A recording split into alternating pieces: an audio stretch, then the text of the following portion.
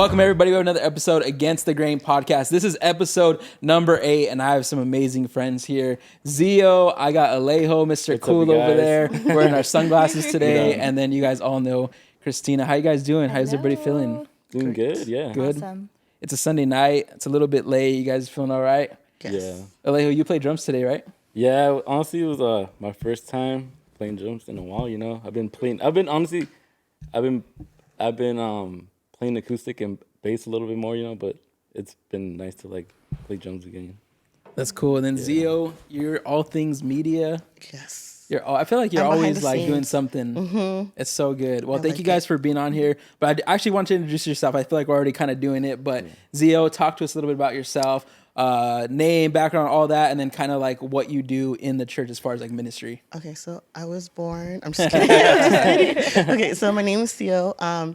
I do media for Harvest Time, and I've been here for almost 5 years. I'm usually behind the scenes. I'm never in front of the camera. I'm always trying to hide. I love Jesus, and I love dad jokes. Yeah. If you make me laugh, then I'll love you forever. You and Alejo were making some earlier, right? Yeah. In the mic. Yeah. Yeah. That's cool. Alejo, what's up, man? Talk to us. My name's Alejo. I've been currently serving at my church for almost 6 years, 6 years, like 6 years. And I'm currently on the worship team, and occasionally like I'll go on like the YouTube and like I'll edit some of the Sunday stuff, and then on Fridays I actually lead a life group alongside one of my friends, and it's cool because like this is actually my first year leading a life group with her, and we've gotten to meet so many different like young adults, and they've been able to like bring other people, and just like it's just been amazing, you know, like to see these young adults come on a Friday, you know, instead of like being out in the world, you know. So Yeah. It's been really good. That's cool, man. That's awesome. And talk to us about what instruments you play. You play everything. I play a little bit of like the bass and the acoustic, the drums. But honestly, I started playing bass here at your church, bro. Just to feel the need, you know. Like I learned That's cool. here. That's cool. That's crazy. Yeah. I want to talk a little bit about how I met Alejo. So it was the worship night. That's when you first came. I think that was the first time you came, actually. No way. Yeah, that day at dramatic Christina's worship house. Yeah, the crazy one. Cynthia's? The one Yeah. on the hill, right? Yeah, at okay. what's her name? Cynthia's house. Yeah. Cynthia's house. But they came, him and like some friends and stuff, and then I think I met him for the first time, and then but we didn't really like connect until he came to a Thursday night. That's when we were still at the women's club. We didn't have the warehouse yet, and then we connected, and then slowly but surely we just like, hey, you want to come play? We need some help and stuff. So It's crazy because like I don't know why I feel like it was on my heart to like really get to know you and Andrea. And then, you know, like we kind of like try to like link up and just like, you know, like let's hang out and just fellowship, you know. And then from there we kind of like hit it off. But I always tell this to everybody. I'm like, dude, like I feel like I've been knowing you guys for like years, and we barely known each other for like a couple years, huh? Yeah. No, it's only been like a year and a half or something. Yeah. It's been crazy. Dude, I feel like we have more memories with you, like being on the worship team, than like, man, so many like different people and stuff. Like it's crazy. And then wait, so you said you've only been going for 5 years to your church, or 6 years? Like about 6 years, yeah. And that's like when you got saved?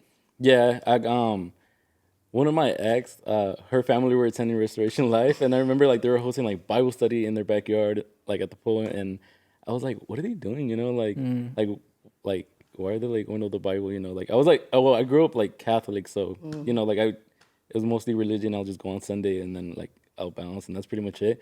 But I just remember like her dad invited me to one of the men's services, and he was like, oh, you should come, like we have like Landon Shaw like preaching at our church, and like, and I was open to it, and from there I was kind of curious, you know. I was like, bro, this is like a whole different vibe, you know, from where I was going before. And I just remember like all the men huddling up and just like walking around the whole church, and I remember he had like a shofar and he was just blowing it, like it kind of similar to like the walls of Jericho type of thing. Yeah. But after that, I was just like, dude, like I just felt something there in my heart, you know, to keep going, to wanting to go back, you know. That's cool. And I kept going back, and I just felt like what I liked about it is I liked the community, and like just everybody was authentic, you know, like being able to like come up to me and just like just loving on me, you know. Yeah, I never had that.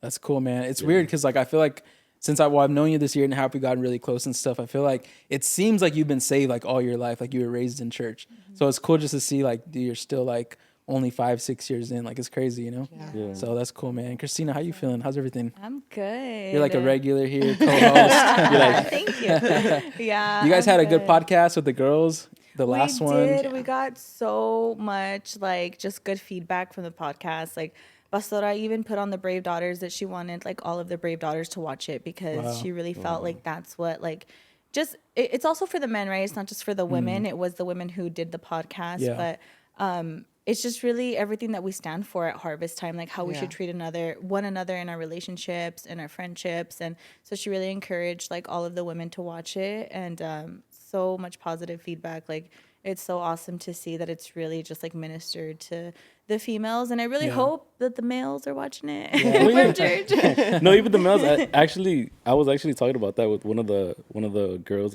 from my church. She's like, dude, like I actually tuned into like the podcast, and I was listening into like the women's podcast, and she learned a lot. She's like, dude, that honestly that was like so helpful, you know, because like not a lot of people are like that, you know. Yeah. So it's honestly that's a good resource for them, you know. Yeah, it's so awesome, and I feel like ever since the podcast came out, I feel like I've just seen a shift in like my friendships with the women at church, and I see a lot more intentionality with the women together as a whole. Just like I see it not even with myself, but I hear stories of like other women in the church.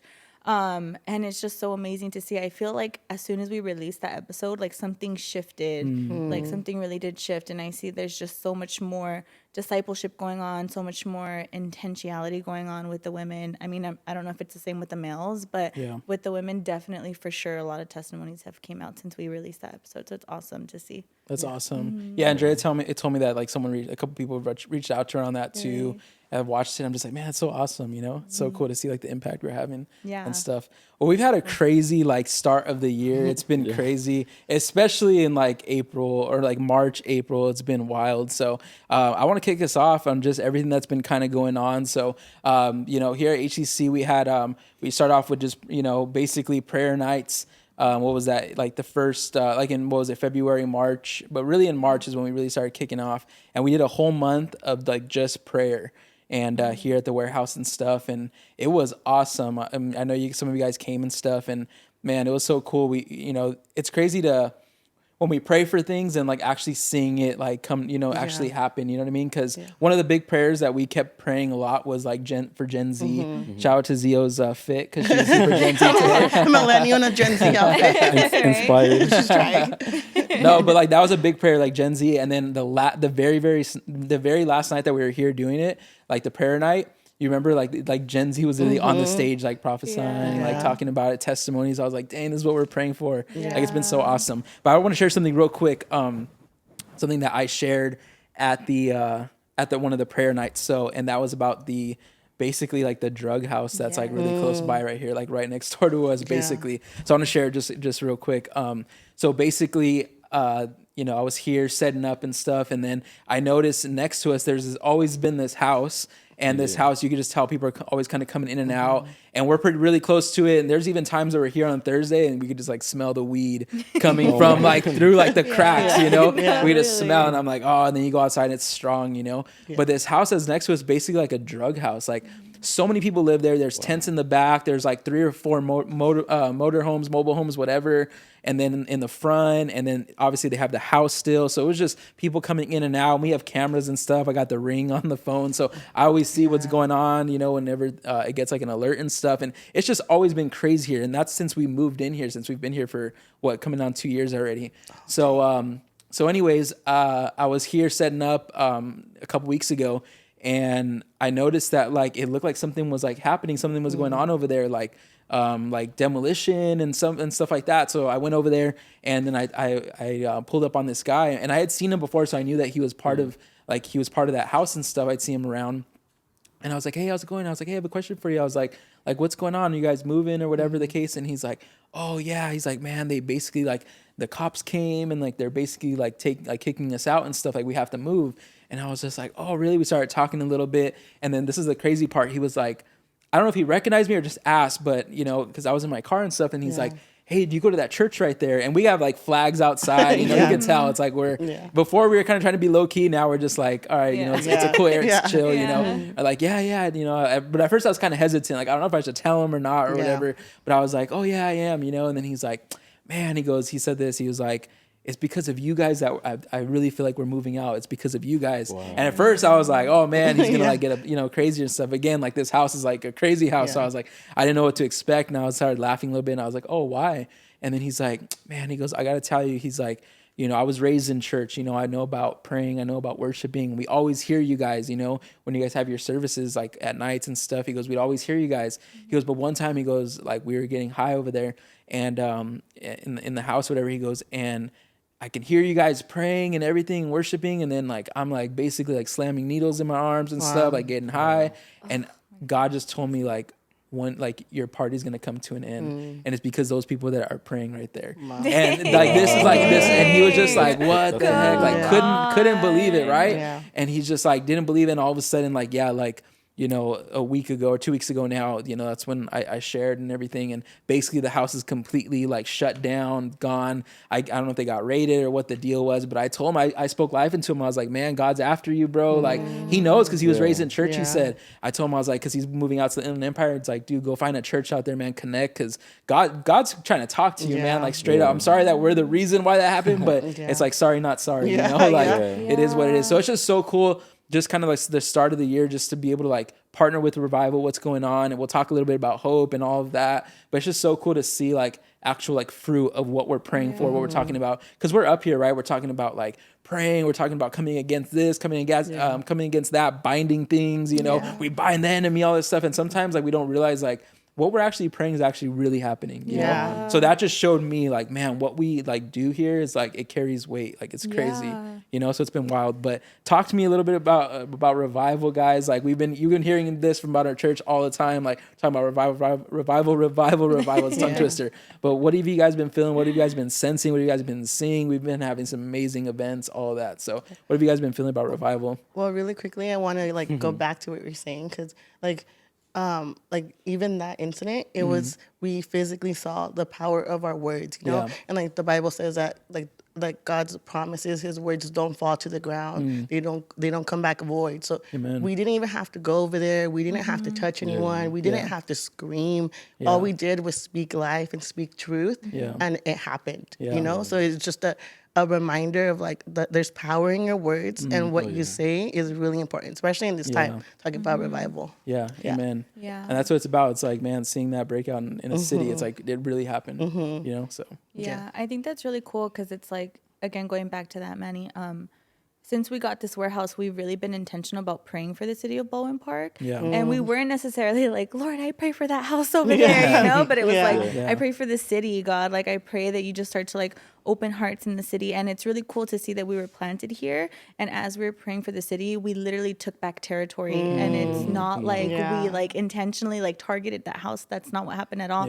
We just came here, we were obedient, and we planted, and we started worshiping God, and we took back territory, and we're starting to see the fruit of that. But I thought that was really, really cool. That's so good. So cool. What do you think about us, Alejo? We're crazy, right? We're crazy church, bro. But the sunglasses. Y'all some spirit-led Christian, man. You're unashamed of the gospel. Y'all are like all in, sold out, you know? So I love coming around you guys, like, and like, you know, you guys always speaking life into everybody. I love how, like, I love the culture of your church, you know? Like, y'all are always, like, lifting up one another. You guys, like, I know, like, a couple friends are like, dude, if you need to get some deliverance, come over. Like, we'll deliver you right now, man. Like, you know, like, I love that you guys have deliverance and all that stuff. But, yeah, just the culture you guys carry, you know, like, it's amazing. It's so cool. Yeah. Well, I got to shout out to you guys, bro, like, you guys at your church, your leadership and all that, for just, like, them being cool with, like, even just connecting and stuff. Shout out to, like, Nick, you know, like, you know, talk to him, got close with him, too. Like, it's so cool to see like your leadership and stuff allow you to like connect with other churches. Cause we've talked about this before where like a lot of churches are like very like careful on who they connect with. Rightfully so. Like Christina and I are talking about something right now about, different ministries and stuff. And people take advantage of people and people get weird and stuff. So I understand why like leaders have caution, on who they allow their members to connect with and stuff. But it's just so cool that your church allows you to like connect with us and stuff. And we've gone over there, we've led worship. And that was actually this year, huh? Yeah. Dude, this year's been crazy. Oh my gosh. I feel like it's been a whole 6 months. You guys got to lead at one of the nightlife services. That was this year, right? February or something? Yeah, it was February. There's so much stuff that's happened. It's crazy, but it was cool. It's cool to go over there, connect, and we've been over there before. But I think that was our first time like leading with you guys, right? There at the church. I think that was the first time. That was cool. That was really good. No, I remember I was like, dude, we gotta bring them out. Like, yeah, no, it was so good. I think we did like Lion. We did a couple different songs. It was crazy.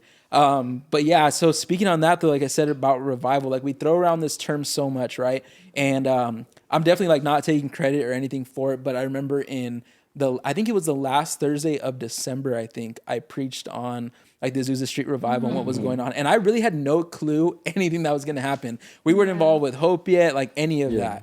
And I was just really felt led to like share on that. So I shared on it. And then I feel like starting January just like took off and then Hope happened and all that. But, let's talk a little bit about kind of Hope, California and all that, because that was wild, but we're going to throw it back just a little bit. Were you guys here when Mondo came and spoke here on a Thursday night? Were all of you guys here? That was wild, right? You guys remember that? Crazy. Yeah. It was so crazy. Yeah, like he brought a bunch of people with him and we had worship here. It was crazy because we didn't know that many people were going to come. And all of a sudden we're like, oh my gosh, we have like, it's a full house. It got packed. It got packed out.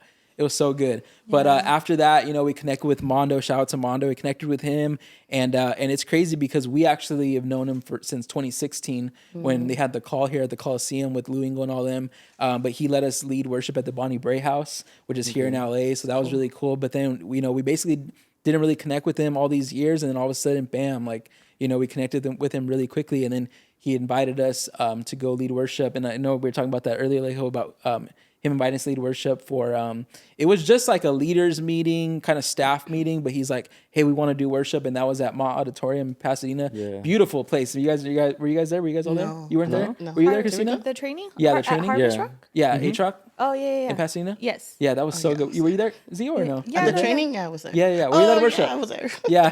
There's so much stuff happening, right? You're like, I don't know. Yeah. No, we led worship there, and it's crazy. Even just that church specifically, we've seen so many people lead worship there, like big names like Bethel. We Lindy recorded a live album there, all that stuff. So even for us to like be on that stage for that worship set, like it really meant something to us. I was like, I can't believe we're here. Like it was so cool. Yeah, but I led, right? Yeah, I remember like Mur and a couple other people were telling me like, yeah, like I remember coming to like worship nights here and like just to see you guys being up there, like it's amazing. Yeah, it's awesome. No, it was so good. And, shout out to our church because, like, I feel like anytime we go anywhere, we love to have, like, our church with us because, we roll deep. Yeah, we just roll deep and, like, everyone just, like, support. Like, it's just so cool. Like, everyone just, like, is with us, Yeah. But I just bring that up because basically from there, we were backstage.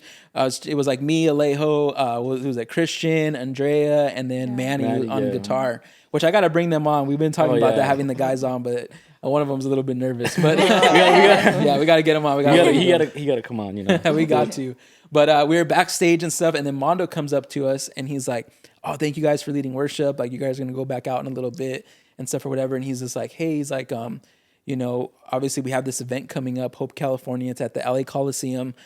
He's like, and I think it was like in 2 weeks from that date, and he's like, he goes, I don't really know yet for sure." He said, but I think one of the bands that I had scheduled, I don't know if they're going to show up. So just be ready. And right when he said that, I looked at Andrea and I was like, oh my gosh. Like, us leading worship at the Coliseum would be crazy. And, a lot of people, when they got there, they're like, wait, I thought it was going to be in the Coliseum. But it was like at the Coliseum, right outside of the Coliseum. I believe, it's going to grow momentum and we'll be actually in the Coliseum one day with him. But this is like right outside, but still awesome regardless, But anyways, he was like, I want you guys to possibly have a set there. And we kind of got nervous and stuff. But I told him, I was like, hey, we're ready. However we can serve you, whether we're on stage or not, whatever, we're all going to be there. Our church is going to be there. We're going to be ready. And one thing I love about the people, all of our friends and stuff is we just love to serve. Yeah. We just really love to serve. But I want to talk about that really quickly, even before I get into Hope, because all of us like plugged in and we're like willing to help. What are you guys' like hearts on like serving and stuff like that? Because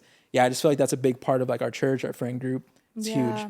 Yeah. Well, one thing I want to say is like, I just love like the servant's heart, like for all the musicians that come and help, like we all have our own individual like church, but like I'm coming from like Carson, and then like Manny's coming from like Rancho Cucamonga, and No, dude, he's like in Rialto. Oh, he's Rialto. He's far. Yeah, he's in Rialto, and then we got Christian out in where's the Chino? Chino? But it's so cool to see like like we're ready, like wherever you need us, like we're there to serve, Yeah. That's awesome.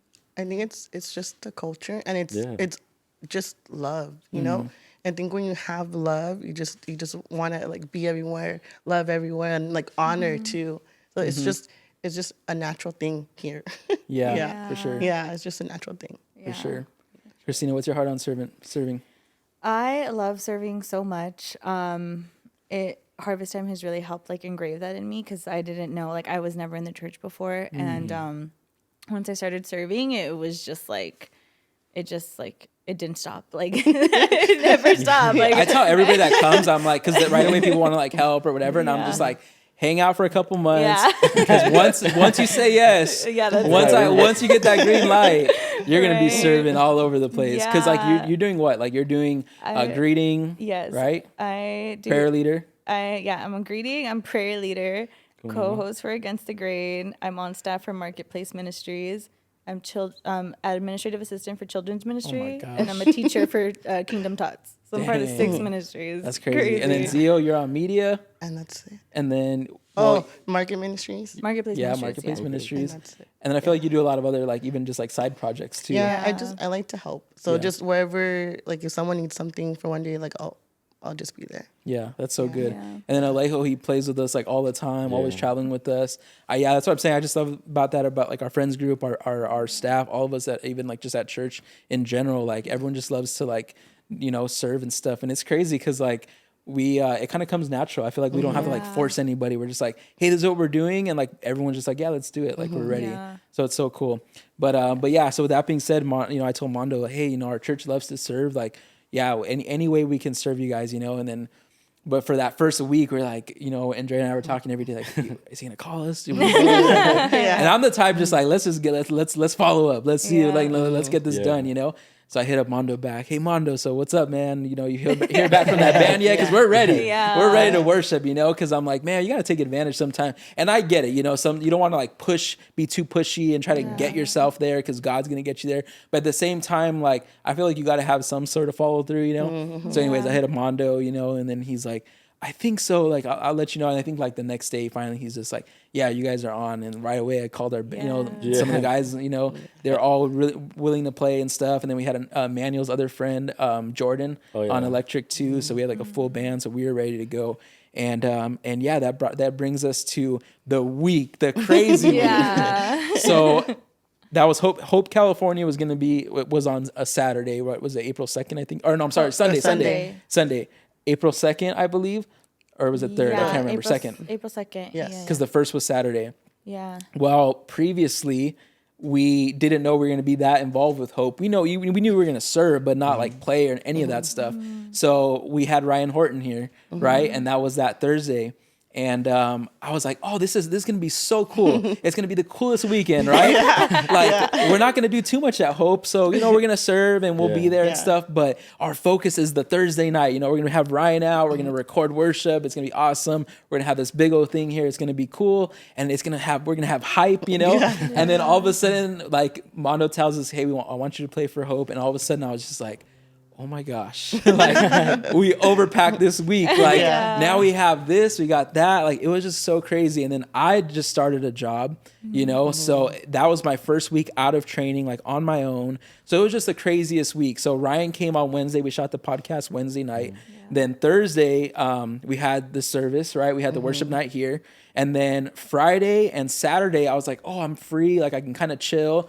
And I know Saturday they had Hope Orange County. Did any of you guys go to that? No. I did. You did, right? It was awesome. It was like inside and everything, wasn't it? That was cool. It was so cool. I was like blown away by how they put on the whole production. It was so amazing. Yeah. That's so really cool. I saw the videos and stuff. Miles was there, like worship, all that. So I was like, oh, that's cool, And I even thought like, oh, I'll be able to go there, hang out. And then Sunday it'll be cool. We'll all go to Hope. Like it'll be just so chill, so good, right? Yeah. And all of a sudden I get a phone call. And then shout out to Joel Mott. I had him here on the podcast, right? Yeah. He was like, I think it was that week. It was like that week, like that Tuesday or something.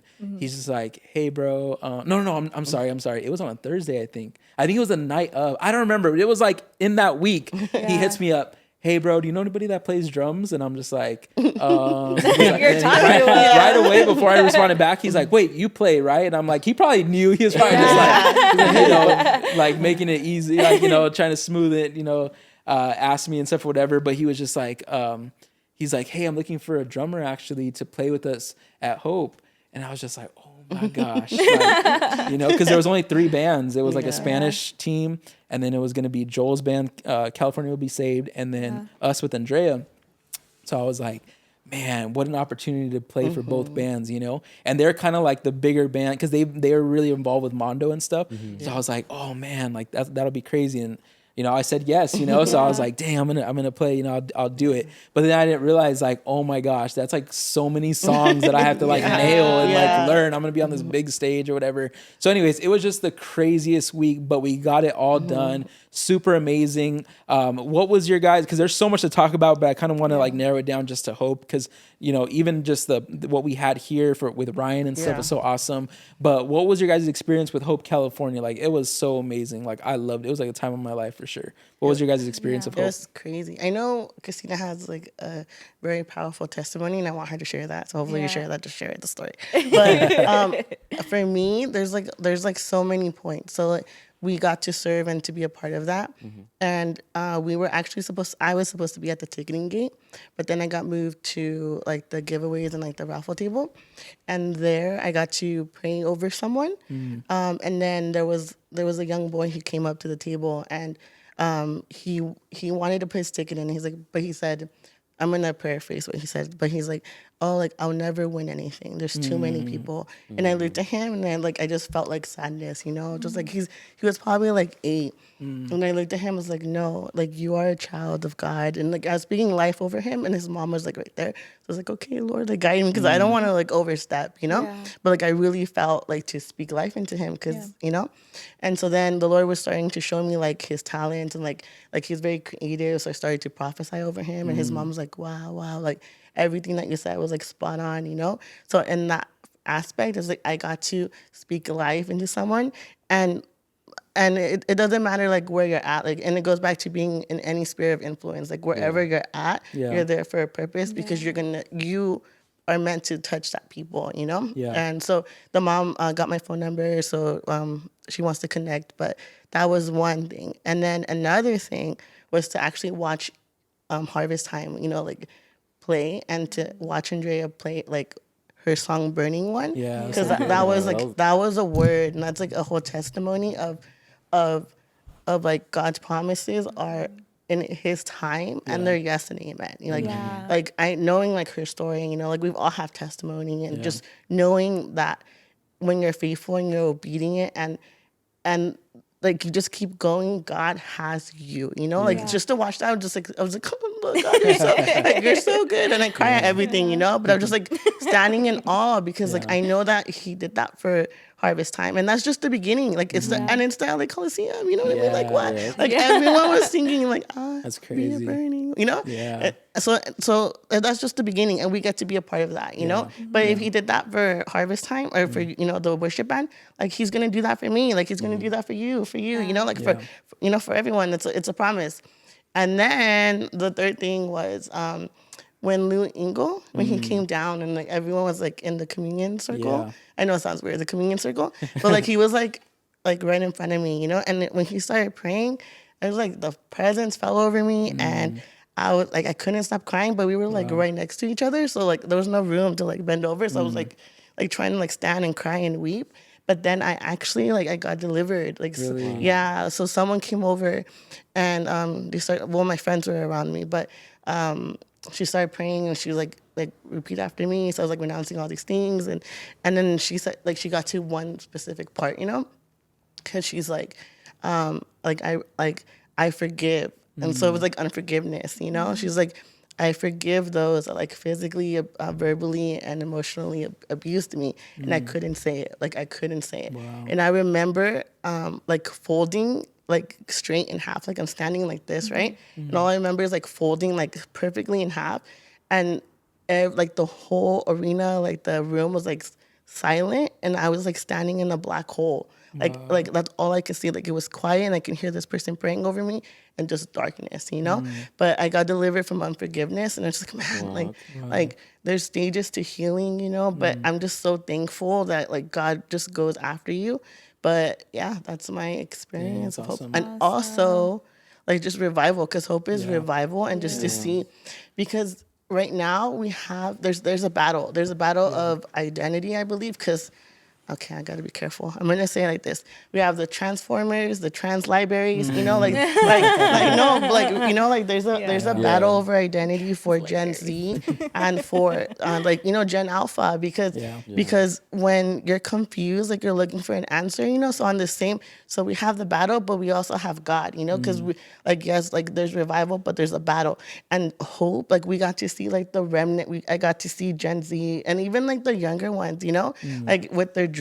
That's the word, right? Their drip. Yeah. And they were like praising, and they were unashamed just to see like them rising up. Like God really is raising up a people that is not going to be moved by like man, and they're not going to be moved by trends, you know? So that was really cool to see. It was overall like there were so many points. Yeah. There were so many points. That was so good. Yeah, you always get me fired up, Xio. When you go on your ass, I'm like, come on. I was like, I don't know if that makes sense. Yeah. That's awesome. And Alejo, you were there early, right, bro?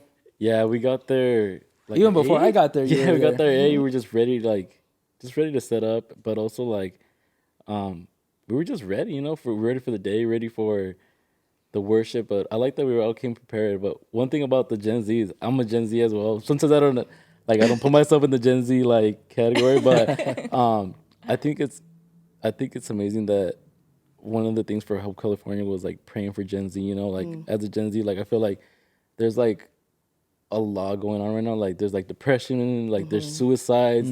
And I remember we went to the Rose Bowl for the first meeting? Yeah. And I just remember all of you guys just like laying hands on me. I was like just go to like go to the nearest Gen Z, lay hands on them. Yeah. But honestly, like at that moment, like I was honestly dealing with some stuff. But once you guys like everybody around me was praying for me, I felt all that like kind of lift, you know. But also just to see like all the Gen Z getting stirred up, you know, like you said, being unashamed. They're all going out there like evangelizing, and just seeing them like hungry for the word, you know. Like even at my church, and just seeing everybody everywhere, you know. Yeah. That's so good, man. It was really good. That's so good. What about you, Cristina? Crazy Man. like story. I have a few. Yeah, it's so awesome. Like I was just like in awe that like God like lets me live this life, and like I get to do it all by his side, because before I was saved, my life was nothing like this, you know? So like every day is like an adventure with God. So I just want to say, like, you're talking about how you guys knew Mondo, and then you guys thought like just weren't in connection for a couple years, and then recently got reconnected, and then Hope got connected. It's just so crazy how God literally has everything lined up, because how that happened was Increase last year.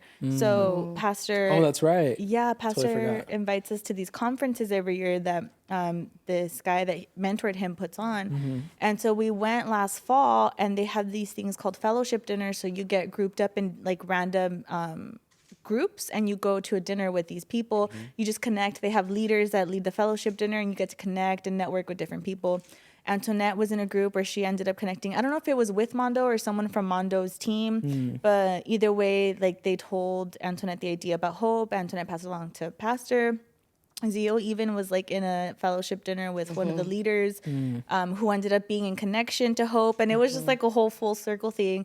And so it was just awesome. And so, yeah, we got connected that way. But so many testimonies out of Hope. It's crazy. But I want to share because I have some really cool testimonies. I was serving, and I actually did the first shift for ticketing. So that's like in the very front, like where you have to show your barcode to even get into the event. So I was in the very front before they even like search you for, and you have to go through that metal detector thing. But everybody was coming, and the first service was the Spanish service. So it was majority, everybody was Spanish speaking. And it was a lot of chaos because the Coliseum has that clear bag policy, and a lot of people didn't know. So a lot of people were getting sent back to their cars. They parked far. It was just like really having to calm the situation and like navigating how to speak to people, because you're the first point of contact, especially at an event like this where it's like people come for hope, obviously, you know. So we really had to navigate the situation well. And it was just really cool. A lot of the women from Harvest Time were scheduled for that first shift. So we were all fired up. And Bertha even shared that, like, everybody was like, where, like, is your church? Where are you guys from? Because you guys are just on fire. And, like, we were constantly talking about our pastor, talking about our church. And, oh, our church is doing worship today. It's going to be so cool, you know? So it was awesome. But we were getting close to the end of our shift. And we're literally, like, about to tell our leader, like, hey, our shift is done. Like, we're going to go into the event now, right? So again, it's Spanish speaking, and then it's some of the women had already left, but it was me, Yesenia, and Emily. We were about to leave, and all of a sudden, this older gentleman comes up. He looks like he's maybe like in his 50s, 60s, and he comes up. He doesn't look homeless per se, but he looks like he's been on the streets for a couple days. Like he looks like kind of just like rough a little bit, you know? And he's like, can I get in? And we were like, well, are you registered? Because if he wasn't registered, he had to go to the registration table. And he was like, no, I'm not registered. Like, I don't have a phone. I don't have anything. Like, please just let me in. And so we were like, yeah, like, let's give us a second because we have to get you registered before you can come in. So we were doing it on our phones. And all of a sudden, he just breaks down crying. And in Spanish, he was like, ora por mí, like, pray for me, you know? And me and Emily just looked at each other and we're like, oh my gosh. And so I went to my leader and I was like, hey, so there's an older gentleman, he's crying. He's asking for prayer. I was like, we're not on the prayer team. So, like, is it protocol? Are we allowed to pray? Like, can we just, like, start laying hands on him? She was like, yeah, no, like, you're the ministry. Start praying for him. So we got him a chair. And then me, Emily, and Yesenia just started laying hands on him and started praying for him. And he was just, like, crying, like, bawling his eyes out. And then they actually got one of the women who was part of the Deliverance ministry, and she came over and she started praying over him and doing deliverance on him. And she asked him, like, do you want to give your life to Jesus? And he was like, yes, like, I want to recommit my life to Jesus. So he was, like, praying, and he was, like, she was taking him through a prayer of, like, you know, accepting Jesus. And, like, he couldn't get the words out. Like, he was stuttering, couldn't get the words out, like, was fighting it. And he, like, finally pushed the words out. And then as soon as he pushed the words out, he started renouncing everything. He started, like, literally renouncing everything that was, like, keeping him in that bondage, you know? And we were there for a little while longer. I'm just praying for him. And it was just, like, everybody was watching. You know, it's really cool that this happened outside, like, on the street. This wasn't even in the event. Like, this was on the streets. So people walking by, because there was so many other stadiums, like, across the street. And, like, there was a bunch of other, like, secular events going on. And everybody was like, what the heck is this? Like, this guy is, like, in the street right here. There's, like, all these women surrounding him, praying for him. He's crying his eyes out, like, accepting Jesus. Like, what is this? So I'm sure it caught some attention, you know? But it was really cool. And then at that time, she was like, do you want to take it a step further? Like, do you want to get baptized? And he was like, yeah, like, I want to get baptized. So we took him inside to the baptism tanks. Wait, is this the guy that was with Emily? Emily? Yeah. Oh my gosh. That's him. So, because I'm on stage and I see her and, like, she's walking with this guy and she's just like, I'm like, are you looking at? I'm playing drums. Like, what are you looking at? I don't know. She was looking at somebody, but she kept like, come on, like, I need help. And I was like, oh my God, what's happening? This is crazy. I didn't know that was the same guy. Yeah, wow. That was the story. Because what had happened pretty much is, like, we were trying to, like, switch shifts, but we were like, we don't know what to do, because, like, we were still waiting for other people to come, but our leader ended up telling us, like, just leave, you know? So me and Emily, like, ran over. When we ran over to the baptism tanks, the woman who did deliverance on him, like, took him. And so she was there with him. And by the time we got there, like, everybody was surrounding him from our church. We're like, how do you guys even know that this is something that, like, Harvest Time had, like, took part in? Because the rest of Harvest Time is already surrounding this guy. Like, Pastor was there, Matt Cruz was there, like, Sam was there already. And I was like, how are you guys already here? So it was really cool. And then they baptized him, and he said he hadn't eaten for 4 days. So Emily and I went to go get him food and prayed for him. And then later, some of the men that were serving for Hope, I don't know if it was like a discipleship onboarding, but they kind of took it from there. But that was a really, really cool testimony. I got to connect with this girl that God kept highlighting to me. Like, she was there by herself, and God kept highlighting her to me. And I was like, okay, God, I get it. So I was like obedient. I went over to her. I started talking to her. Didn't know her. She was by herself and newly saved, right? And I was like, oh, well, let's connect. Let's follow each other on Instagram. And it turns out she was, like, super huge in, like, the influencer world, has, like, a huge following. And she's, like, you know, really realizing, like, what's going on, like with the secular music, like, it's super demonic. And she's just, like, looking for something new and looking for a church, looking for, like, that godly community. And I really got a chance to connect with her. And it was just so awesome that, like, God highlighted her to me, you know, so I got to connect with her. And then the last thing, which is like the craziest one, I was like, what the heck? So pretty much it was the communion circle, right? So Lou did a communion circle. He was on stage, but he was like, no, I want us all to gather. So he went down to the bottom in the crowd. That was so cool. It was awesome. But it was like when you're in there, especially like when you're near Lou, because he ended up coming like right next to us. So we were like, oh, like little like sardines just packed in there, you know? Yeah. So it was like everybody was jam packed, and I was like, I'm a little claustrophobic, so I was like taking deep breaths. I was like, okay. Like, Are you really you're really claustrophobic? a little bit. Like if it's really bad to where I'm like squished like this, I can get in my head and then be like, I just need to get out of here, you know? But I was like kind of trying to calm myself down. But there was these two women that were part of our ticketing group in the morning. We met them. They actually, because we couldn't find our leaders, they stood with Yesenia and Bertha and Emily and us.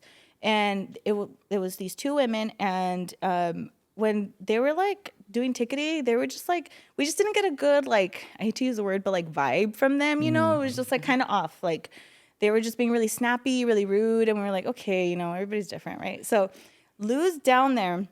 And then everybody's close together. And then next thing you know, all the men from Harvest Time are like there, like the prayer leaders who's part of Deliverance, pastors are with us.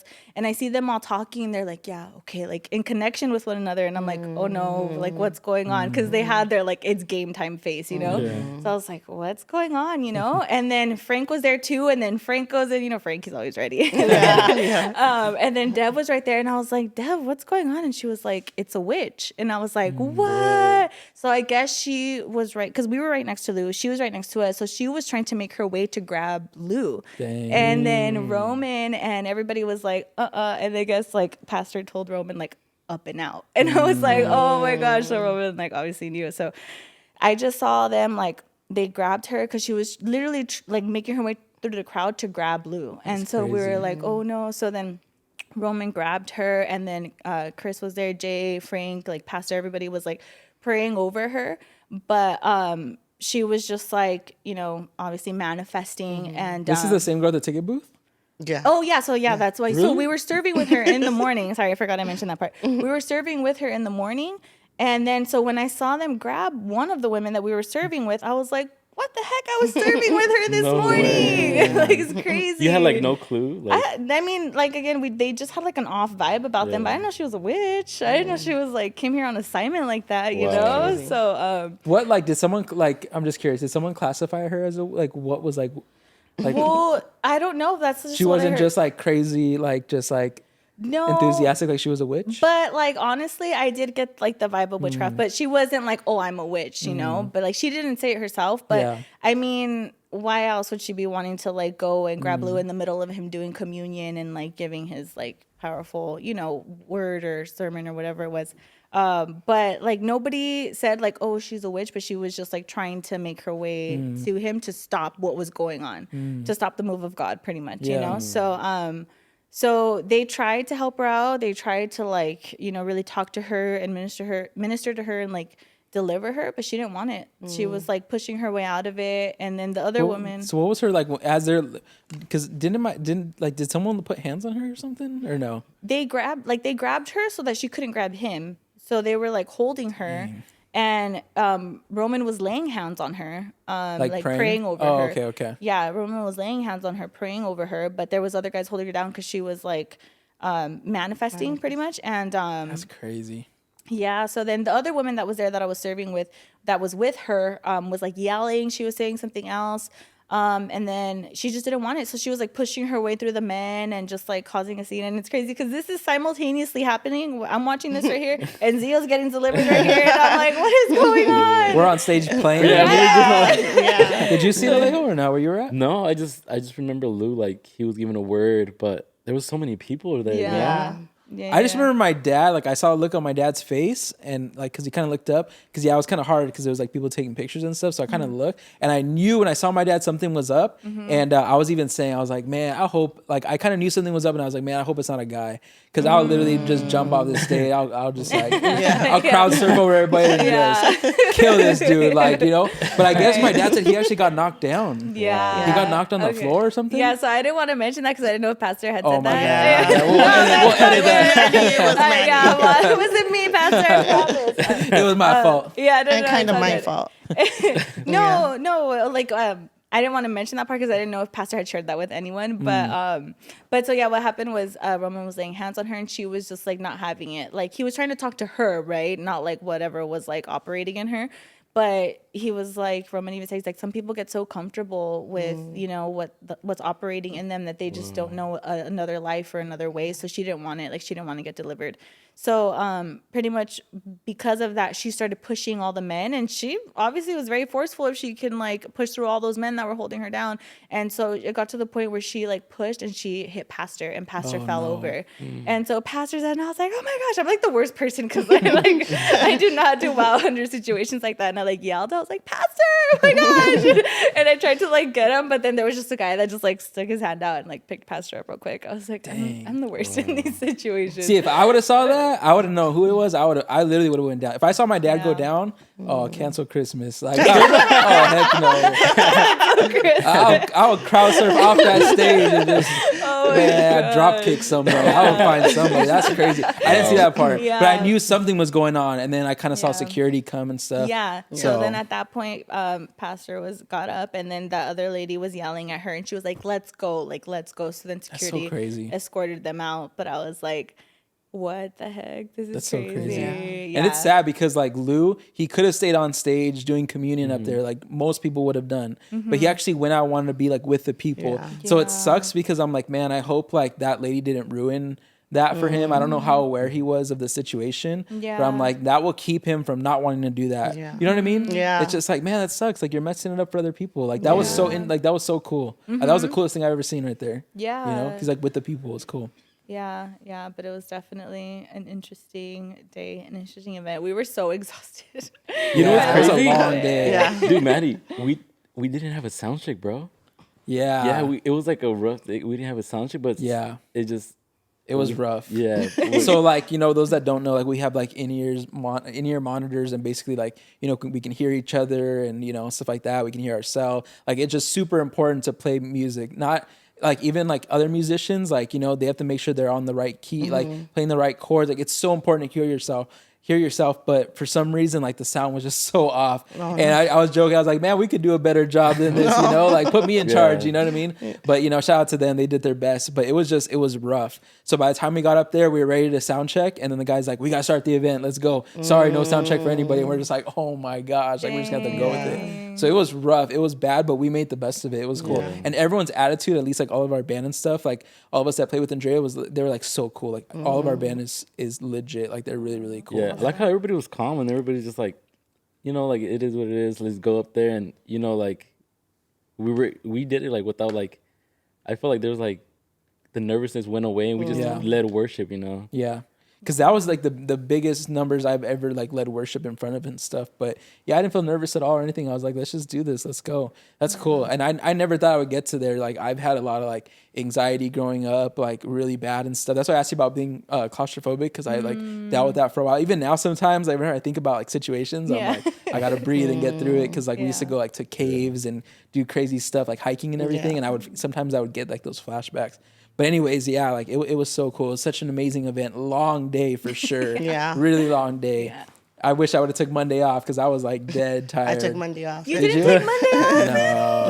No. Because I just started my new job. That's what I'm saying. Like I just started my new job, so I'm like super stressed on like learning my job, like doing all that. So like just it's a whole mind. That whole week was just like a mind thing, like so crazy.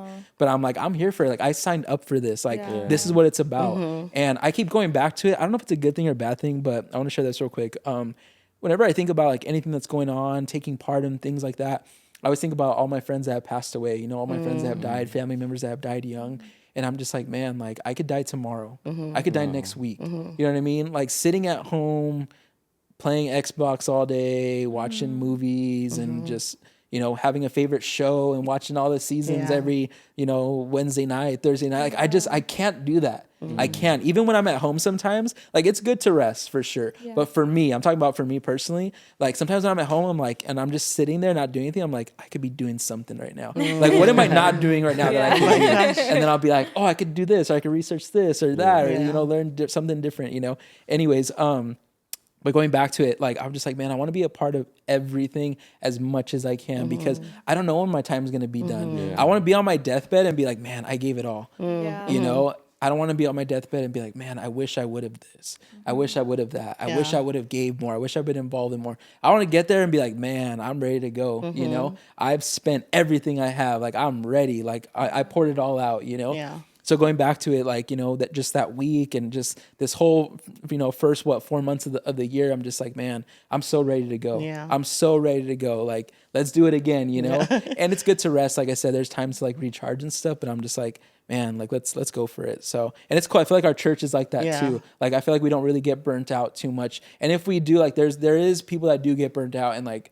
you know, I know people need rest and stuff, but I feel like most of the part, like for most of us in our church, like everyone's like at a healthy place. Yeah. Like it's just like it kind of comes easy to us because it's just like part of our lifestyle. You know what I mean? Yeah. You guys kind of feel that? Well, I want to say something really quick on the, like, you never know when you're going to die. Like you said that in the podcast, right? So like you said, you always want to give God your best, right? Yeah. So before we had the Hope and Ryan, we had the prayer nights, you know? And I think I shared this with you a little bit, but last year, I think we also had the prayer nights. Yeah. And I was standing on this side of the warehouse, and I felt like God wanted me to go up and to pray. And like in my secret time, like I will pray and I will war, but I do that with myself and God. So I've never actually like had gone in front of people to do that. You know, like that was like, no, that's like vulnerable and I'm shy and like no, and also like fear. You know. Yeah.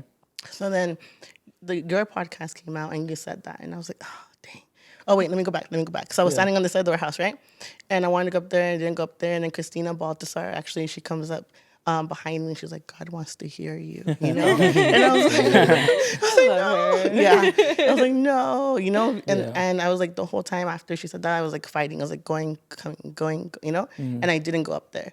And when that night ended, I was so like ashamed of myself because I was disobedient. Like that's what it is. I was disobedient. I already knew I had to go up there, and then God sent Cristina to go tell me to go up there, and I didn't go. So I was like, man, I failed. So like fast forward to when you announced like the prayer nights again, I was like, oh no, like it's coming back. But like God will like redeem it, you know. So it happened again, and I was going to classes with Steve Davis. Yeah. And so I remember it was a Tuesday, and I was like, okay, God wants me to do it. God wants me to do it. So like I'm trying to inch my way forward. And I remembered your podcast because your podcast had come out and you said that, you know. So I was like, okay, if I die today. And then even my story, like I've gone through so much, you know, like I can't deny God. Like I can't deny him. I know he's real. Yeah. And so then I left the class and I come here and I'm trying to inch forward to go to the stage.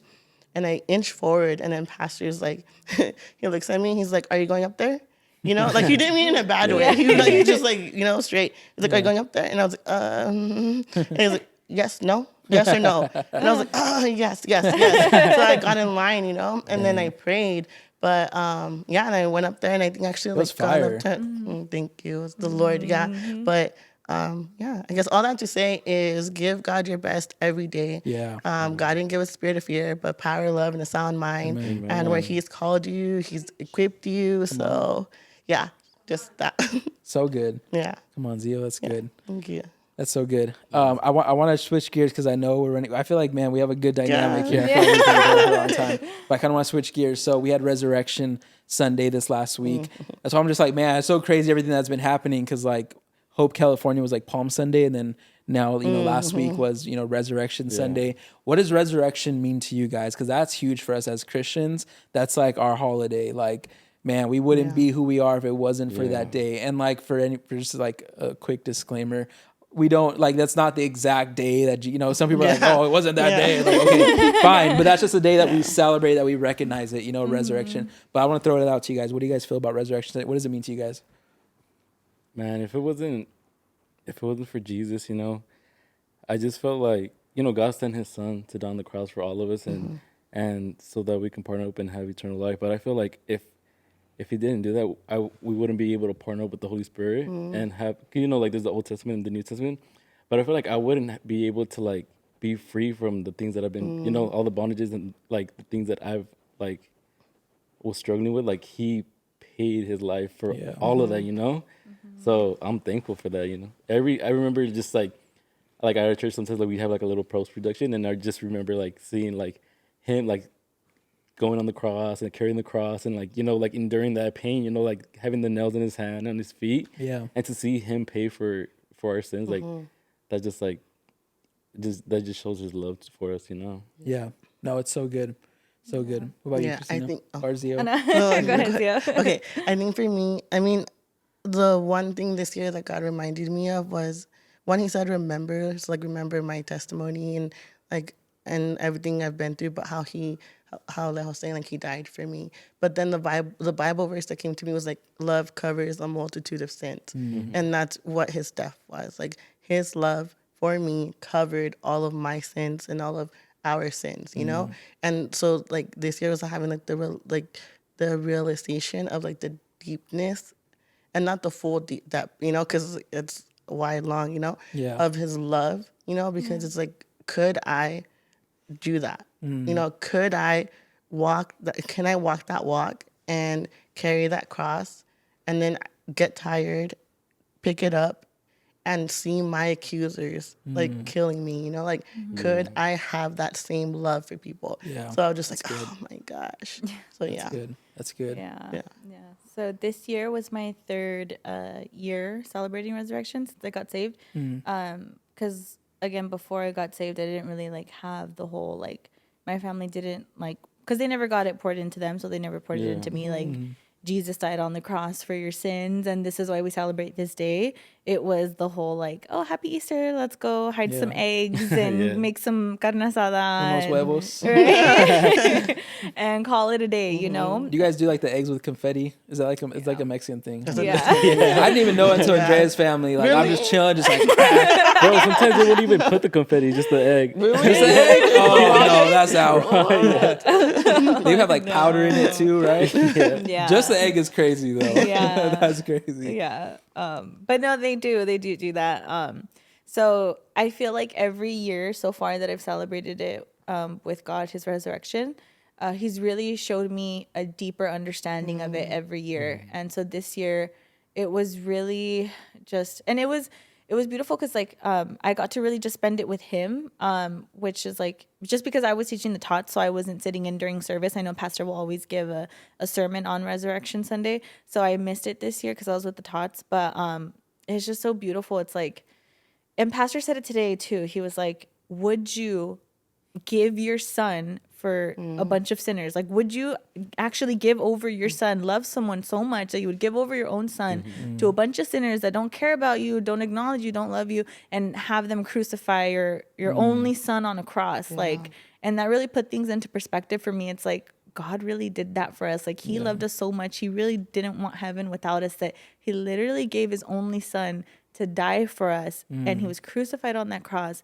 and all of our sins and bondage and everything was crucified with Him on that cross. And it's like, it's not our own lives. Like Matt Cruz said it a couple weeks ago when he came. It's like, this isn't our life anymore. Like when we give it to Jesus, we give it to Him. Like, this is not what we want anymore. It's not what Cristina wants anymore. It's not her fleshly desires. It's Christ living through me. And I feel like God is really giving me like a deeper revelation of what that truly is. Like, God really sent His son to die for us, like to die a brutal death on the cross, so that our sin and our bondage could be crucified with Him, and that now we don't live our own fleshly desires, which is just so destructive. It's like, I think about like how destructive my life was and how chaotic it was before I had Jesus in my life. And so it's like, I'm so grateful, and I wake up every morning, and it's not going to look perfect because we're human. Like it's not going to look perfect, but I wake up every single morning and I choose God and I praise Him and I worship Him and I allow Him to work through me. And I'm going to fall short. I'm going to miss the mark. But what matters is like, I wake up every morning and it's a choice. Like I get to choose Him every single day. And it's because of what He did for us on that cross. But this so year good. He gave me just such a deep revelation on that. That's so good. Yeah, for me, like, you know, the way I think of it is just like, I like to put like in physical terms just so I can really grasp it, because I feel like sometimes, I was raised in church. I've heard these stories, you know, since being little, like, you know, Jesus died, rose for our sins. Cool, you know what I mean? That's cool. And and then like when Passion of the Christ came out, that movie came out, that changed everything. I feel like that really put it in perspective. I think I was like, what year did that come out?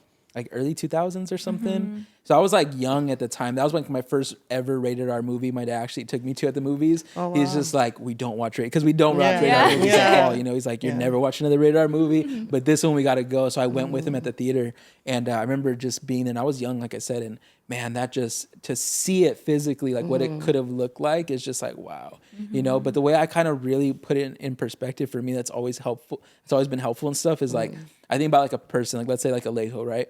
Like, you know, a friend like him. Imagine if someone came and like grabbed him, beat him, you know, pulled his beard, you know, all this stuff that they did, you know, to him, like whipped him, boom, and then even put him on a cross and crucified him like that. Like the worst death ever, like really excruciating pain, like all of that. And then what if he like just told me like, hey, I'm going to do this in your place. Like I was guilty of a crime. Like I did something, like let's say I killed somebody, the natural, like I killed somebody and then they came for him. He's innocent and he took the rap for me. Yeah. Right? They do all that stuff to him, beat him. It's not even like they just killed him. They don't just put him in jail, in prison for the rest of his life, like death row. No, they actually like really torture this guy to death. Kills him, he dies. But before he goes, he's just like, here's some instructions for you. I need you every day to call my mom. I need you every day to check on my dad. I need you every day to, I don't know, wash my car, you know, once a month. Gave me instructions, basic instructions. Yeah. And was just like, do this because I took your life. I mean, I took the punishment for you. You know, I've given my life. I took the punishment for you. Are you kidding me? Like I would do everything for the rest of my life to honor him for what he did for me. That checklist, I'm checking it every single day. It's like, check on his mom, señora, ¿cómo estás? You know, and, you know, I'll show up to their door, whatever, you know, like wash his car, you know, if he has siblings, whatever he asked me to do, I'm doing it for the rest of my life, you know, and I'm going to tell everyone what he did for me. And then when I think about Christ, I'm like, man, even that much more. Like I have amazing friends, but what Jesus has done for me has been a lot more than what a physical friend has, like Alejo or someone, you know what I mean? Yeah. The things that he's got me through my entire life, you know, and then he leaves us a book, he leaves us a mandate. Hey, these are the things I need to do that you should be doing. And those things aren't just a checklist, they actually help my life, they benefit me, and there's blessing, you know what I mean? But I need you to be obedient, I need you to do this and that and stay away from these things and do this and tell everybody about me because I want everyone to come in with me. You know what I mean? When I put it in that perspective, I'm just like, man, how dare people like just walk away from God, like straight up, to be honest. Like he gave his life for you. He died for you. And whenever I see Jesus on the cross or I see anything like that, I'm like, it's cool, he died for the world, cool. But I'm very selfish when it comes to me and Jesus, because I'm like, I just want to see what it looks like. I'm just like, he did that for me. Like for no one else, even though he did, right? Like shout out to you, guys get salvation too. But like he did that for me. Like I was guilty. And even when the Bible says, like even when the world hated him, you know, like as we were still sinners, he died for us. And I'm just like, man, Jesus, like, how dare I not like do everything that you ask? How dare I not be obedient to you? You know what I mean? And then to tell people. So yeah, Resurrection Sunday just means something different. And then communion, we can go into that, but I encourage, you know, everyone that's watching to go watch. We got into communion with, I had Tara on, and she's a Catholic, Spirit-filled Catholic. We talked about communion, but even communion means something so much different to me this year. It's amazing. Have you guys, I got to ask, you know, cause it's been crazy, you know, a lot of the Easter plays, resurrection plays that have gone on. Have you guys seen the whole Transformation Church and everything that happened over there? Have you guys heard about this? Has everyone heard about this? You heard about this? I think I've seen a couple of videos on TikTok, but I haven't seen some of them were clipped, I'll be honest. Some of them were clipped and everything, but some of the clips that they made of the play was kind of crazy and stuff, but you know, the girls were talking about like their butts and stuff like that. But I guess, I don't know, I guess they were like in hell, so they weren't making it a good thing. But it was just kind of crazy and kind of messy or whatever. But you know, I was just thinking, just like in general and stuff, you know, the plays that are done, they're cool, they're great and stuff. But sometimes I'm just like, are we like fully painting the picture though of like, you know what I mean? Is it more entertainment? Like, I don't know. But did you guys see that clip? Did you guys see that at all? What was like kind of your reaction, I guess? I'm like, yes. Like, I don't want to just judge and hate and stuff because I know what they're doing, but it's just, I don't know, sometimes I feel like we just try too hard to like entertain the world or something. And then it just kind of borderlines a little bit. Like, it's kind of weird, right? I actually, I tried to go back and watch the full thing, but they took it down. Oh, really? Yeah, they took it down. So I feel like that alone kind of is like, shows a lot, but they did take it down from their live streams. But again, I only saw the clips that were on TikTok, so I didn't see the full sermon, so I can't completely judge. But it's just, there was like girls that were talking about like having a big butt on there and really? like Wow. and kind of like dancing a little bit like provocatively. And I get what the point that they were trying to prove. But it's like, if you're going to talk about how, like, why do you have to talk about like promiscuous women per se? You know, if you're going to talk about how, then talk about how, like, show a play, you know, have people act it out. But like, why do you have to, like, I guess they were doing it to be relatable, but it's also like you're on the pulpit, like that's like the altar, like that's where people go, you know, to get salvation. But then you're on there having women in like provocative outfits, and I mean they weren't showing skin, but it was like very tight, like leather outfits, you know, and they were like literally looking back like at their butts, and like it was just like it was like kind of like you said, Manny, messy, but yeah, I know a lot of people felt like a certain type of way about it, but I don't know. It's just like he has a mega church, and it's not the first time that something like this happens, where his visuals kind of get out of hand, and then people, you know, have something to say about it. Yeah. So I think like it's been a couple times already where, you know, he's had some visuals, and I get it. That's how he wants to minister to the people and show the people. Like, I'm a visual learner, so I understand. Like, I get it. But like, we really have to kind of take a step back and reassess and see, like, are these visuals getting out of hand? Because it's not the first time where people are like, okay, these visuals are getting out of hand, you know? So that's really just how my take on it is. Like, I get it, but it's also kind of, it's pushing the boundaries. And I feel like there's also like, I get you're trying to relate to people who are newly saved, especially when you have a mega church, you know, you're going to be getting a lot of new people coming in.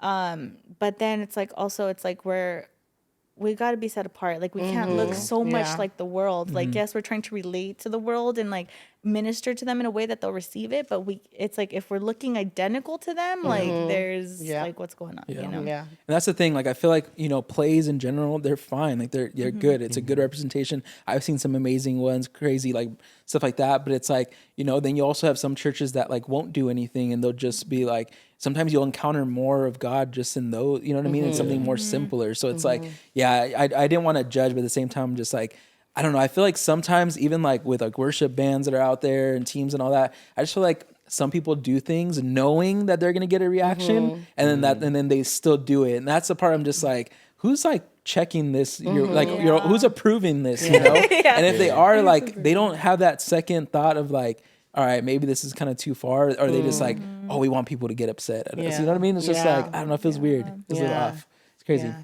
It's funny because I was thinking this morning if you were going to bring it up. Because if you know Manny, he's like, would you rather this or this? Let's go.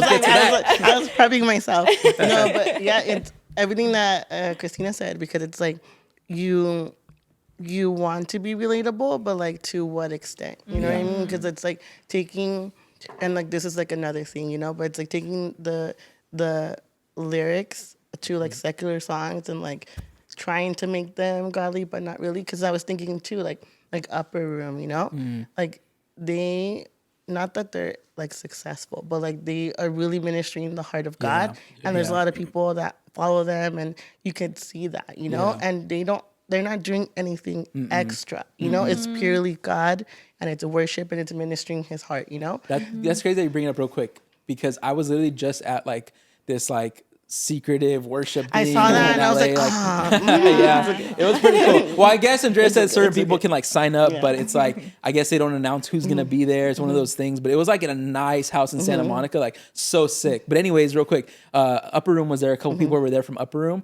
and literally it was so simple. It literally felt like it's how kind of we started. It was in the living room, very basic, couple instruments, and they literally just ministered to God for like an hour and a half. And I just literally thought about that. I was just like, I got so much more in that time where it's just so basic and simple than like a huge production and doing this stuff, like, you know what I mean? And that I love how you brought up Upper Room, because it's like, they don't have theatrics, they don't have a whole bunch of stuff, but trust me, when you go, you feel God. You feel the presence, you know what I mean? And again, not that those things are bad, but I feel like sometimes we just got to look back and be like, what are we really doing? You know what I mean? It's like sometimes we want to like change God in a way to like tune our time, but like God doesn't need that. Like we don't need to like give him like the Ray-Bans or the glasses. Like we don't need to give him pandas. Like we don't need to give him Gen Z clothes. You know what I mean? Like God doesn't need any of that. Yeah. Take the pandas. No, but you know what I mean? Like God doesn't need any of that. So it's like, why are we trying? That's striving. Yeah. You know? Yeah. But Convict me. I'm not bad. Manny's off. Take out the glasses.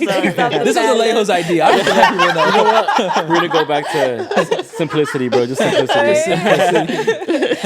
Oh, that's so good. That's so good. Yeah. Speaking of messy stuff. Oh man. Oh, no. No. Would you Before rather? no, Just no, kidding. no. I didn't know if I was going to talk about it or not, but it's kind of good of what we're talking about, Let's talk kind of about around it. the same thing. Let's do Somehow it. I'm going to segue there. I don't know how we're going to tie it in, but I'm just going to go there. But okay, so check this out. So but it's good though. This is good because I saw a Starbucks drink here. I'm not going to say who or what. no. But here's the thing. Busted. Okay, here's the thing. Let's talk about it. So the big thing right now in Christian media right now is liquid death. Liquid death right now, right? There's Marcus Rogers, Ruslan, Isaiah. I guess Maverick City sells it at their worship stuff or whatever. So there's this drink, right? Liquid death. And it's a big thing right now. So I'm just going to share real quick what kind of my journey has been with liquid death, and then I'll kind of open it up. But you guys all know what that is? You guys have all seen the water, right? Is it that water? The water, it's right? water. Yeah. So when I first saw it at like 7-Eleven like a year ago, I was like, oh, this is so cool, right? It's something different. It looks like a beer can kind of, so it's kind of edgy, like, but it's just water, so it's kind of cool, whatever. But I genuinely was like, oh, this is cool. Like, I'm just going to buy it, you know? And it said on there, like, murder your thirst, like liquid death, murder your thirst. So I was like, oh, it's cool. Like, you're killing your thirst. Cool. I didn't think anything too crazy, but I was like, this kind of cool punk rock type of thing. That's cool. I'm going to buy it. Boom. I drank it, whatever. And then I remember getting one like a following Sunday, and Miranda came up to me and was like, what is that? What are you drinking? Is that like a beer? Like, what is that? It looks like that. Yeah. And then I was like, oh no, look, it's called murder. And then we started like reading more and more. And then it was like, like this is kind of weird. Like it looks different. I started kind of feeling something, right? And I was like, okay, whatever. Fast forward to like 6 months ago. At Stater Brothers where we shop and stuff, they had like a whole case, and I was like, oh cool, like it's starting to be more in stores and stuff. So I bought a case, and I would drink it every now and then. I'd bring it with me to work and stuff.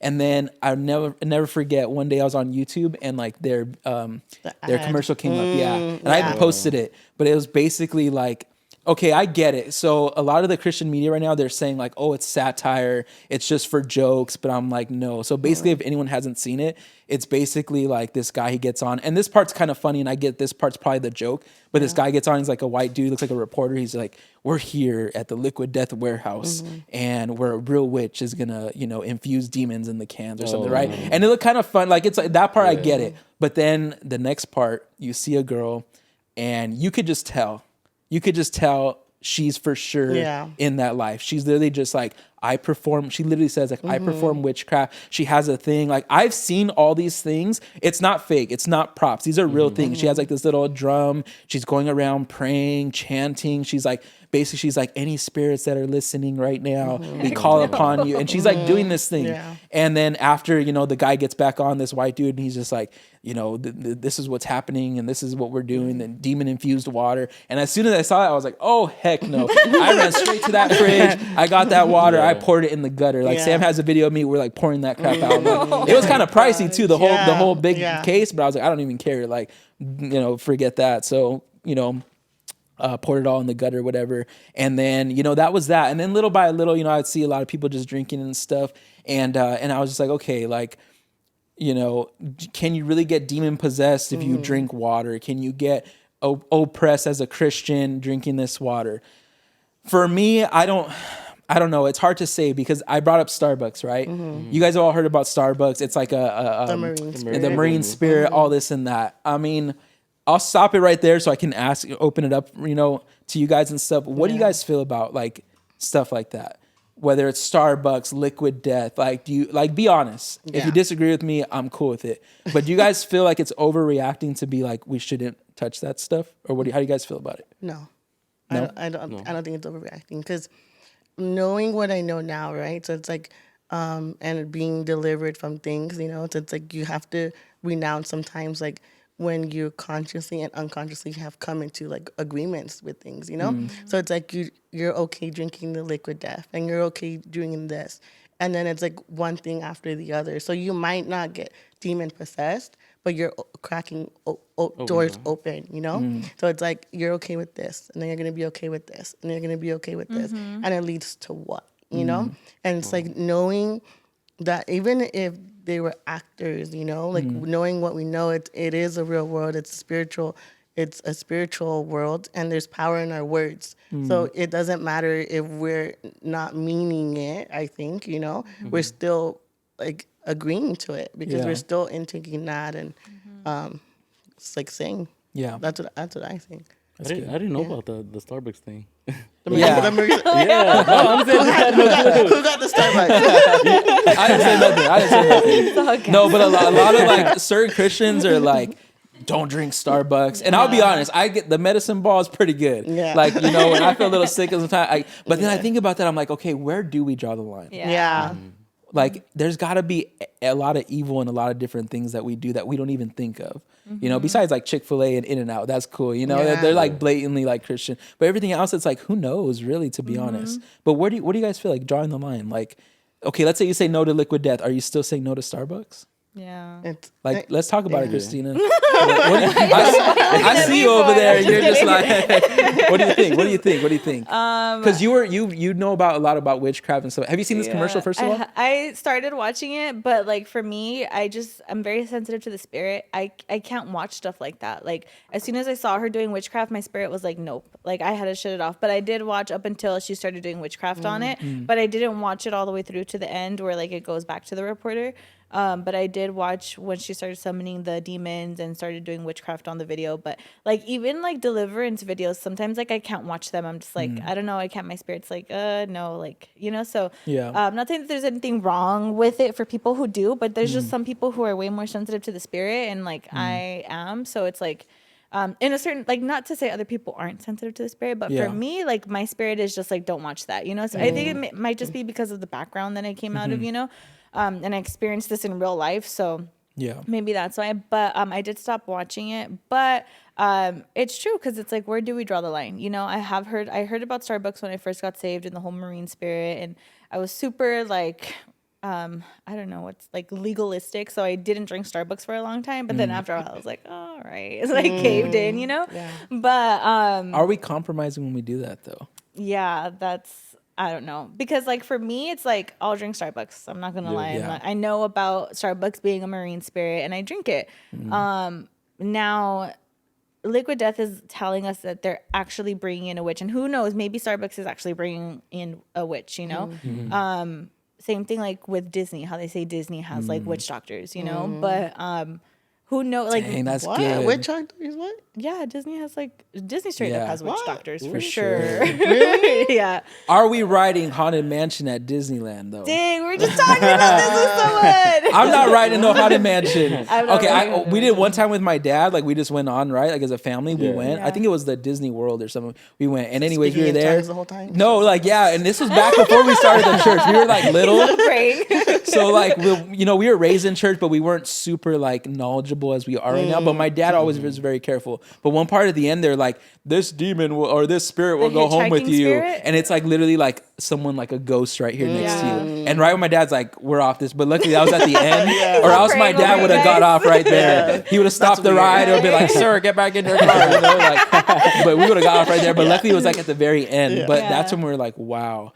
But like you brought up Disneyland, like what are we doing? Like what are we compromising? I know. Are we picking and choosing? Because I feel like if we have a hard stance on things, then we kind of have to back it up. Yeah. I don't know. Yeah. I don't know. Yeah. I'm a compromiser, I guess. Because I'm telling you, those medicine balls, like they work. Is it evil? I don't know. But like it's also too. It's like I don't know.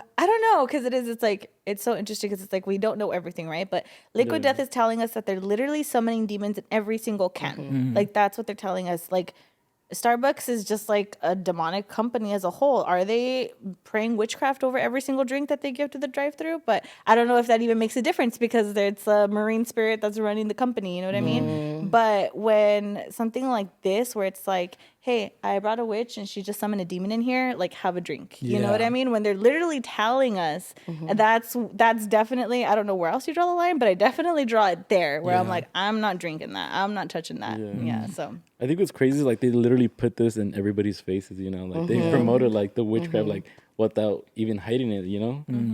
Can I just say this is all alleged for legal reasons because it's going on the YouTube? Yes. Yeah. We're not. Yeah, no, Allegedly. but yeah, and also too, like we know. So when you know more, like you're more sensitive, and obviously you know more.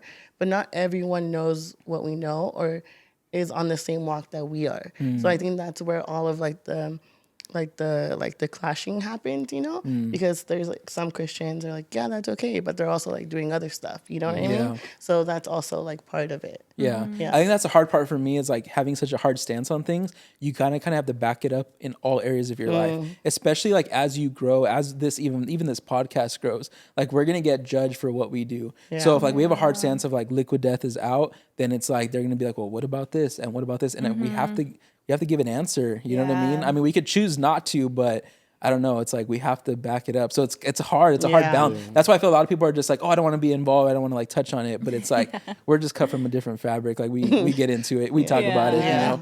But so because one of the deliverance ministers that's really big on deliverance, I was kind of like, I'm not going to throw names, but I was kind of put off a little bit because he said that that it's just satire.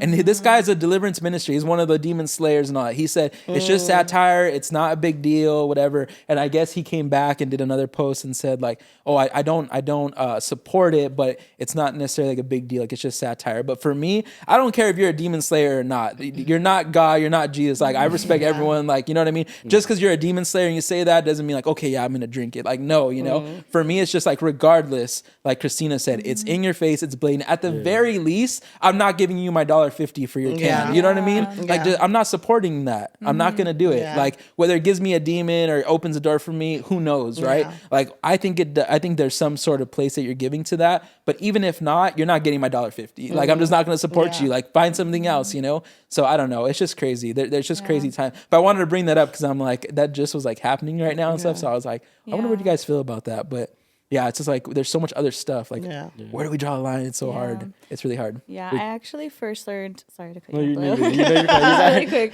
because you're saying like it's in your face. I actually first learned this in New Age because New Age kind of gets the hint a little bit of like what they call it, like lower vibrations, higher vibrations. Like you should do certain things and you shouldn't do other things, right? That's like their version of it. But I actually learned because they were in like onto the whole Hollywood and music industry and how demonic and people selling their souls and all that. That by law, like spiritually, they have to tell you what they're doing. And it's up to the consumer if you want to consume it at that point. But spiritually, by law, they have to tell you what they're doing. So like Hollywood, they tell us all the time what they're doing. And as consumers, you know, people who are veiled, they still take it and they still consume it. So I feel like that's what's going on with liquid death is like by spiritual law, they have to like tell us. I don't know how real that is, but it seems like it's true because it's like, all these companies that are demonic, they're telling us they're demonic. And then if the consumer still chooses to consume at that point, it's like, hey, it's on you. We told you. You know what I mean? Type of like your blood is not on our hands type of thing. Cause it's like, we told you, but still their blood is on their hands. But yeah, sorry, go ahead, Alejo. No, do you guys recently watch that new movie? What's it called? That's out in theaters, the Christian movie. That it talks about like deliverance and stuff. Oh, come out in Jesus' name. Come on, Jesus. I haven't seen it yet, but how was that movie? It was good. I mean, I feel like for us, I don't know, maybe I'm just speaking for me, but I feel like it's not anything that we haven't seen. We see Deliverance here all the time. It was cool, awesome though, for it to be a movie and to be out there in the theaters, because Deliverance broke out in a bunch of theaters. Even us, we started worshiping, standing up in the middle of the thing. It was cool. He even said like, let's get up. Like in the theater, in the movie, he's like, you know, everyone stand up right now. We're going to renounce things and like get free and everything. So it was cool. But I feel like as far as like shocking things like we've never seen before, it was like very basic in a sense of that, but it's just like we move in it, so it's like it's not new to us. But I feel like for the regular like church or like just like the American church, it was big. I saw a lot of testimonies of like pastors that that weren't in Deliverance at all, that saw that and were like, wow, I'm gonna bring Deliverance to my church. And now Deliverance is breaking out in like regular basic churches that it would have never happened if it wasn't for the movie, you know? It's crazy. So good. Because were you there, Cristina and Xio? Yeah, we were there. It was so good. The only thing that like you said, Manny, it's like we operate in it all the time, so we see it a lot. And we actually got the opportunity to talk to Pastor right after the movie and like get his thoughts on it and stuff. But some of the like main guys, like the demon slayers, they were like casting demons out, but they were casting demons that like we've like never even heard of, you know. It's like it was like next level type thing, but they were really going into like the detailed, like this spirit come out and that spirit, like spirits that we like hadn't heard of yet. And then we actually talked to Pastor about that, but he was like, yeah, that's like super advanced, like next level type of thing. But it was just super interesting to see like all of these different spirits and different like ways of people manifesting. It was just like some things like I hadn't seen before. But Yeah. And I think too, like on a, I guess, business level, like it's really cool to see God doing things in a new way, you know, to see Deliverance brought to a movie theater, you know, like in a mass form, and not just, not to like get out of this, but like to see what God's doing in the entertainment business, you know, for sure. just to see like or secular companies like starting to like do more, so because God is placing people in those arenas, you know, so it's really cool to see. Because even like the other movie came out, Jesus Revolution, that was a good movie. Yeah. That was cool because I'm like, dang, we're in that. Like it's kind of telling our story. That was like in the 70s, you know what I mean? So it was cool to see. I feel like media, it's cool to be like, you know what I mean, like Christian right now or something. But then there's like a line though that gets drawn. It's like, all right, like everyone's kind of a Christian now, and everyone like wants to like believe in God. But then it's like, but do you really? Believe? You know what I mean? It's like that's like, are you saved? Or are you saved? Like we always joke about that, you know. Yeah. But it's cool. At least, hey, at the end of the day, at least like the message is getting out there. You know, whether we want to judge it or not. And because I've heard different Christians like, oh, is it it's just another popular thing or anything. But at the end of the day, it's still Jesus. It's still out there. Yeah. Someone's getting touched by it. You know what I mean? Even if it's just one person, like that's still cool. It was a great movie though. But to answer your question, it was really good. It was cool. You gotta watch it, bro. Get delivered, man. Get delivered. And I remember like first coming to your church, because I wasn't like, I didn't really see Deliverance like that. You know, like not a lot of churches like operate in Deliverance. So I remember once I was just like, I was up there and I just seen like, I think some girl that was up the altar just like manifested. It's like, what? No way. And I just heard her speak like in like the most deepest voice. I was like, yeah, that girl's getting like some demons casted out. But no, Christian, our keyboard player, he was I think we had just met him. I think he was like in his second or third service with us, and he came on to kind of help us, with our worship team and stuff. And I think like the second or third service, it was like a crazy deliverance. And I was like, oh, this guy's never coming back, But luckily he brought his wife. Now they're all part of our church and stuff. It was so cool and everything. But I was kind of worried about that too. I was like, oh, this is like different for a lot of people. Like it might scare him off, know? It's like, this like little 10-year-old girl is like, soy Satanas. Like, it's just crazy. People are throwing up, you know what I mean? Like we have like throw up bags. Like what kind of church, what are we doing, But then you see the testimony after, like, man, I was dealing with this and that, but I'm free now. This is the first time I've ever been free. Like, I think we all need deliverance, you know what I mean?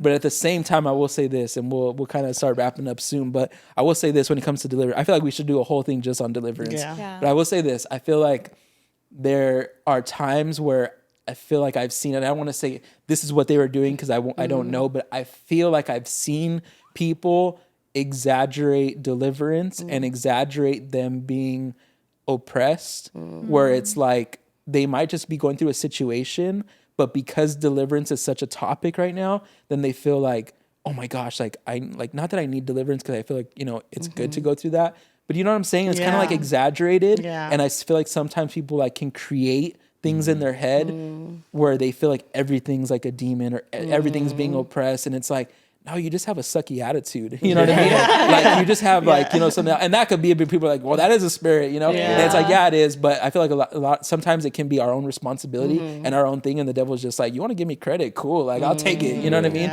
But it's like, it's not that. It's just, maybe it's just the person. So I don't know. I feel like when it comes to deliverance, it's also the opposite too. So I feel like it's like, we just got to be careful, and like how we're operating and stuff. But it's good. Deliverance is good. I feel like I said, we should do a whole podcast just on that. We'll bring our prayer team because our prayer team is awesome. It's so cool. I like the protocol that you guys have because I'm up there, we're worshiping and I literally see everybody like they run, grab the bags, and people start praying, like the prayer team comes in. But I love how your church operates in that, you know. It's so cool, man. It's a blessing. And it's crazy because we didn't start out like this. It wasn't just like, all right, this is what we're going to do. And this is the church that we're going to be. Yeah. It's just like we literally let Holy Spirit have his way, whether it's high praise, whether it's speaking in tongues, whether it's prophecy, whether it's deliverance. Like we just kind of get out of the way and it's like we just watch God move. You know, we don't have to like create this thing. You know what I mean? Sometimes we're just like worshiping like regular and people start manifesting. So it's like it's not even we're like calling it out every time. Like, all right, we're gonna go into a 10-minute deliverance every service. Like, no, we don't. But it's just it happens. Yeah. You know, so. It's cool. Well, thank you guys for coming on, man. This is probably one of the longer podcasts, but we have a good dynamic here. I appreciate you guys, Alejo. Thank you for inviting me out. Xio, thank you guys so much for being on. We really, really appreciate it. I feel like we probably should bring them on again and do something more because this is a good dynamic here. Really good conversation. But thank you guys again for just coming out and being on. And with that being said, we'll see you guys on the next episode. Thank you guys for all your support. Tap in with us, subscribe, check out all the channel. I do want to shout out real quick. We do have an Instagram for Against the Grain, ATG. So follow that. You can probably just search Against the Grain podcast. You'll see it pop up. You'll see our logo. Go follow that. And also on TikTok. Go check that out. TikTok, I think it's just Against the Grain podcast. Go give us a follow. Check out some of the videos. We got a lot of clips on there as well too. With that being said, we'll see you guys in the next episode. Peace. Bye.